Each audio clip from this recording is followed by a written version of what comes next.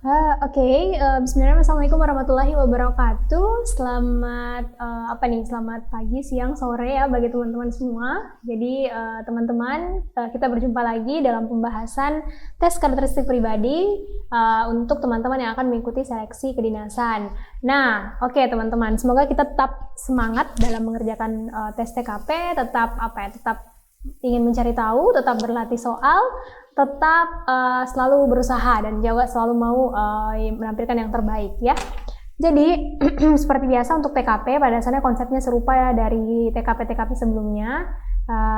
Di sini saya akan memberikan pembahasan soal berkaitan dengan TKP. Semoga kita bisa membahas semuanya ya. Kalau soal sebelumnya mungkin teman-teman mendapatkan soal yang agak sedikit lebih singkat, soal-soalnya mungkin di video sebelumnya yang telah teman-teman tampilkan dan teman-teman bahas di dalam grupnya masing-masing. Maka pada kesempatan kali ini mungkin soal yang akan saya bahas di beberapa nomor berikutnya selama sejam ke depan itu akan lebih sedikit kompleks, sedikit lebih panjang dari segi teksnya, sedikit lebih banyak problem dan banyak tantangan-tantangan dalam soal tersebut. Tapi mari kita sama-sama mengulas satu persatu soal tersebut. Seperti biasa teman-teman untuk TKP ya. Seperti biasa TKP saya ingatkan lagi kembali bahwa teman-teman perlu tahu bahwa TKP di sini adalah bagaimana teman-teman harus memilih jawaban yang ideal. Bagaimana caranya mengetahui jawaban ideal? Cari tahu jawaban ideal itu dengan cara memahami bahwa apa yang kita pilih itu adalah yang yang sesuai dengan aturan sosial yang berlaku, apa yang diharapkan oleh masyarakat, apa yang seyogyanya dilakukan oleh masyarakat, apa yang memang secara aturan dan secara pembawaan sikap itu seyogyanya kita lakukan. Jadi ideal itu berarti segala sesuatu yang sesuai dengan aturan atau norma sosial yang berlaku ya, norma sosial yang berlaku. Nah di sini dijelaskan ya, jadi itu disebut dengan jawaban ideal. Ingat lagi bahwa TKP harus teman-teman ingat bahwa dia adalah sistem scoring yang dimana scoring tersebut harus dilihat dari teman-teman harus memastikan bahwa Anda mendapatkan skor yang paling tertinggi yaitu skor 5. Kemudian ingat lagi bahwa teman-teman perlu memahami dan membaca kembali apa redaksi kata yang diminta dalam soal ya, dan seterusnya. Selebihnya itu teman-teman sekiranya sudah disampaikan di video sebelumnya. Jadi kalau untuk aturan secara umum, untuk hal-hal yang perlu teman-teman pahami, rasanya teman-teman sudah paham semua. Kita langsung saja lebih banyak membahas tentang teknis masuk ke dalam soal ya.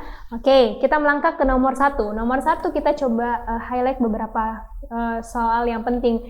Teman-teman ketika menjawab soal TKP, upayakan setelah membaca soal langsung tentukan karakternya apa. Identifikasi karakteristik atau identifikasi kira-kira indikator atau karakter yang akan diukur dalam soal itu apa. Misalnya tadi integritas kah, leadership, atau mungkin pelayanan publik, atau mungkin kepekaan sosial dan seterusnya itu diidentifikasi. Kenapa? Karena supaya ketika masuk ke dalam pilihan jawaban itu lebih mudah ketika memilih jawaban. Mari kita lihat ya. Pagi ini, seperti biasanya Anda terlalu sibuk dengan rutinitas pekerjaan sebagai seorang customer service. Kita tandai bahwa pekerjaan Anda customer service. Kita harus menandakan bahwa sebagai seorang customer service, namanya juga customer, berasal dari service itu pelayanan. Customer adalah pelanggan atau orang yang ingin dilayani. Artinya customer service berarti orang yang memberikan pelayanan. Jadi pemberi pelayanan. Biasanya customer service itu ada di mana? Ya, salah satunya misalnya di bank. Kemudian ini contoh kasusnya itu ada di BPJS, kantor BPJS Kesehatan. Mungkin ada di beberapa instansi yang lain yang tugasnya memang untuk melakukan pelayanan kepada customer yang datang ke perusahaan ataupun ke lembaga itu. Nah, pada sebuah rumah sakit pemerintah, karena ini berkaitan dengan BPJS Kesehatan, Anda ditempatkan di rumah sakit pemerintah. Ketika Anda sedang asik bekerja, datanglah seorang ibu-ibu tua. Seorang ibu-ibu tua yang ingin menanyakan bagaimana prosedur penggunaan BPJS Kesehatan untuk suatu proses rawat inap anaknya yang sedang sakit. dan membutuhkan perawatan secepatnya agar sakitnya tidak bertambah parah. Setelah Anda menjelaskan panjang lebar dengan bahasa yang mudah dimengerti beberapa kali kepada sang ibu, namun ternyata ibu tersebut tampak sangat kebingungan dan mengatakan bahwa dia tidak mengerti sama sekali dengan prosedur yang Anda jelaskan. Nah, jadi artinya teman-teman sudah menjalankan nih tugasnya sebagai seorang pemberi pelayanan atau customer service untuk memberikan penjelasan tentang prosedur BPJS Kesehatan, apa yang harus dipersiapkan, harus kemana dulu, harus urus berkas bagaimana. Nah, itu sudah banyak ya. Tapi ternyata karena mungkin kondisi case-nya di sini adalah ibu-ibu tua dalam artian usia yang mungkin mempengaruhi bagaimana mungkin kognitifnya, mempengaruhi kemampuan secara pemikiran, mempengaruhi juga mengenai kemampuan otaknya dalam mencerna dalam mencerna informasi dan seterusnya. Ini untuk case ini ya, tidak berlaku untuk yang lainnya, tapi hanya untuk case ini. Nah, disampaikan di situ bahwa apa yang akan Anda lakukan ketika kondisi tersebut terjadi. Kita lihat lagi ya. Kalau ini teman-teman, kalau kita identifikasi karakternya, maka kita bisa mengidentifikasi bahwa nomor 1 itu karakternya adalah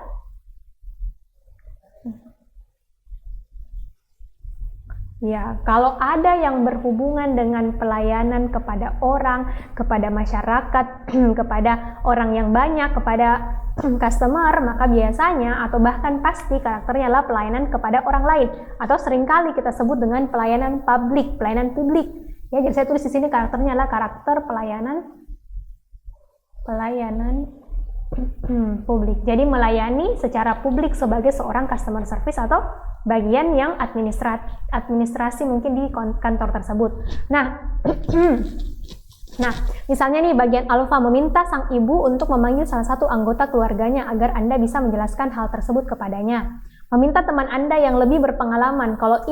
Kalau misalnya alfa, kita coba telaah ya, istilahnya coba kita bedah satu persatu pilihan jawabannya ya. Nah, misalnya kalau kayak ini meminta sang ibu untuk memanggil salah satu, berarti teman-teman meminta untuk ada yang namanya pihak ketiga. Dan pihak ketiga itu siapa? Pihak ketiganya berasal dari anggota keluarganya yang mungkin bisa paham tentang prosedur BPJS. Pihak ketiga dari si pasien atau dari si ibu yang minta pelayanan itu. Terus B, meminta teman Anda yang lebih berpengalaman. Berarti Anda mengoper, artinya refer kepada karyawan lain.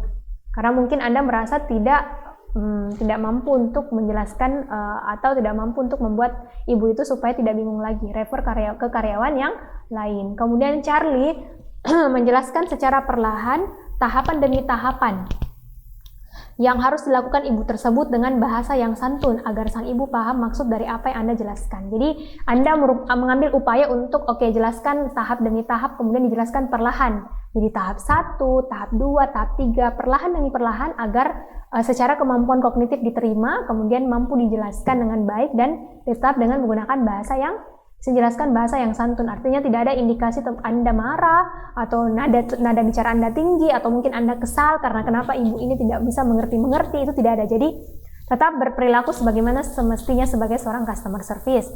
Kemudian Delta menjelaskan secara pelan-pelan dengan bahasa yang mudah dipahami oleh ibunya agar dia tahu maksud apa. Jadi kalau ini menjelaskan juga dengan pelan, kemudian menggunakan bahasa yang mudah dipahami. Jadi pelan dan juga menggunakan bahasa yang mungkin lebih sederhana untuk tahap demi tahapnya.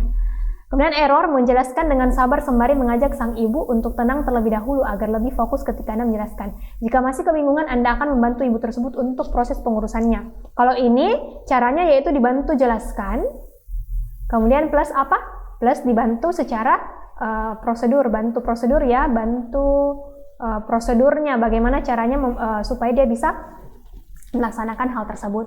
Nah, teman-teman semua, bisa kita lihat bahwa kita sudah membedah satu persatu pernyataannya atau pilihan jawabannya. Kira-kira mana sih yang paling bisa memberikan manfaat kepada masyarakat? Jadi, soal tentang pelayanan publik ini, fokusnya adalah bagaimana itu soal seperti ini akan mendapatkan skor yang tinggi apabila teman-teman memilih jawaban di mana masyarakat atau customer itu merasakan manfaat atau merasa beruntung atau merasa senang dengan pelayanan kita. Artinya sebaik-baiknya pelayanan yang terbaik atau manfaat yang terbesar dirasakan oleh si masyarakat atau customer. Jadi cari yang memang betul-betul kita bertampil prima, kita betul-betul optimal dalam memberikan pelayanan sampai betul-betul mereka merasa, oh saya betul-betul terlayani dengan baik dan saya bisa menyelesaikan urusan saya. Nah, kalau dari situ beberapa kita telah tadi, maka kita bisa melihat bahwa nomor 1 ini pilihan dengan skor tertingginya ada di mana? Ya, ada di bagian error. Kenapa bagian error? Karena bagian error ini ada unsur menjelaskan kembali agar bisa lebih fokus dan juga bisa si ibu itu paham apa yang dimaksud oleh si Anda sebagai customer service.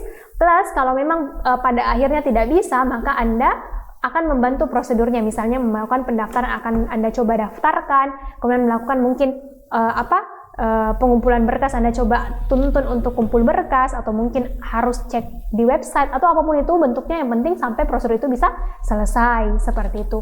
Jadi artinya jelaskan plus bantu prosedur bisa menjadi 2 solusi yang teman-teman lakukan untuk di-refer kepada si customer itu. Nah, sementara yang lain sebenarnya juga merupakan solusi, cuman yang lain itu solusinya tidak begitu kompleks. Ada yang langsung cari pihak ketiga. Kalau cari pihak ketiga berarti sebenarnya menunjukkan bahwa Anda tidak mampu melayani dengan baik. Hati-hati ya, hati-hati memilih pilihan jawaban. Jadi ada beberapa pilihan jawaban yang teman-teman harus hati-hati.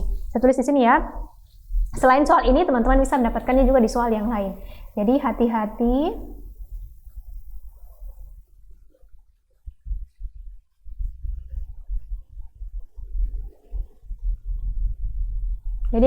pada pilihan jawaban seperti pilihan jawaban yang melaporkan pada atasan.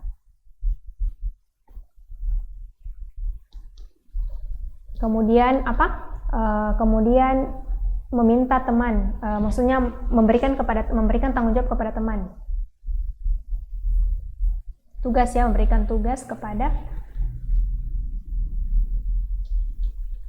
rekan kerja ya.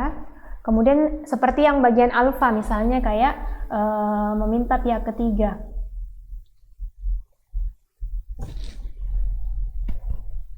Contoh pihak ketiga kayak keluarga,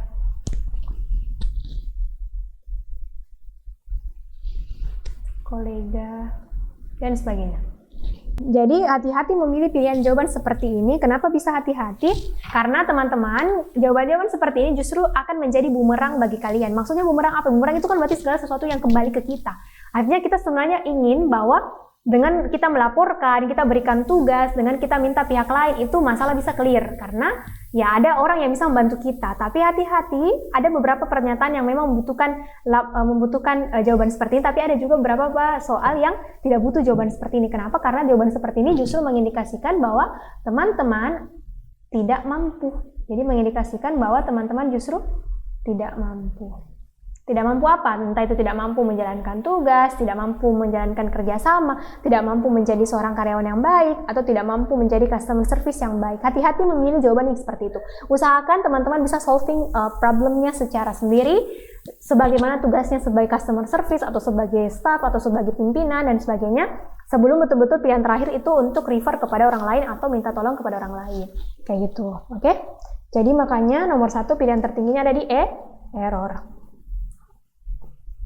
Ya, oke, gimana teman-teman? Siap ya? Untuk materi dan video selengkapnya, silakan cek di grup belajar masing-masing atau klik link pada deskripsi video ini ya.